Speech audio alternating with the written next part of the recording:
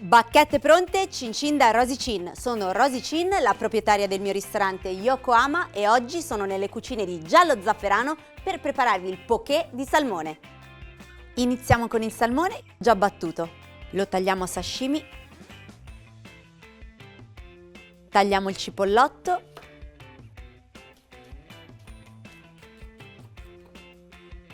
Grattugiamo dello zenzero fresco, salsa di soia e lasciamo marinare. Passiamo al riso, che ho già lavato in acqua tiepida per eliminare l'eccesso di amido, cosicché potremo ottenere dei chicchi leggeri e separati. In una pentola col bordo alto verso l'acqua, successivamente il riso. Il rapporto del riso e dell'acqua deve essere 1:1, ovvero la stessa quantità. Portiamo il fuoco al massimo e copriamo. Attendiamo 2 minuti e abbassiamo la fiamma e cuciniamo ulteriormente per 10 minuti. 12 minuti per una cottura più al dente, 15 minuti se le volete un po' più morbidi. Non alzate il coperchio per tutto il tempo della cottura. In un pentolino faccio riscaldare l'aceto di riso, dove farò sciogliere zucchero e sale. Mescoliamo. Appena i cristalli si saranno sciolti, lasciamo raffreddare, è pronto. Il riso è cotto. Lo trasferisco in un contenitore di legno. Con una palettina di legno lo stendiamo per farlo raffreddare.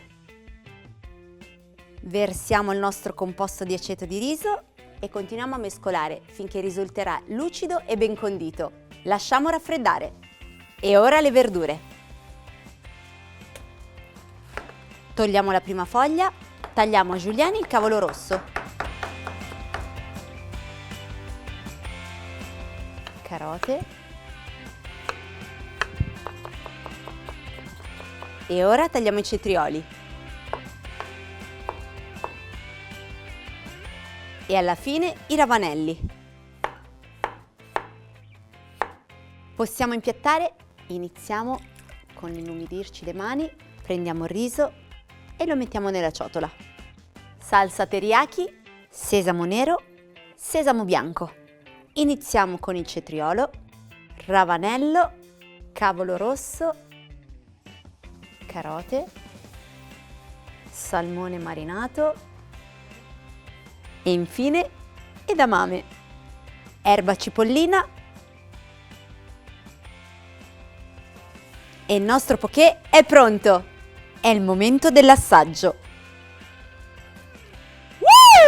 Che bomba!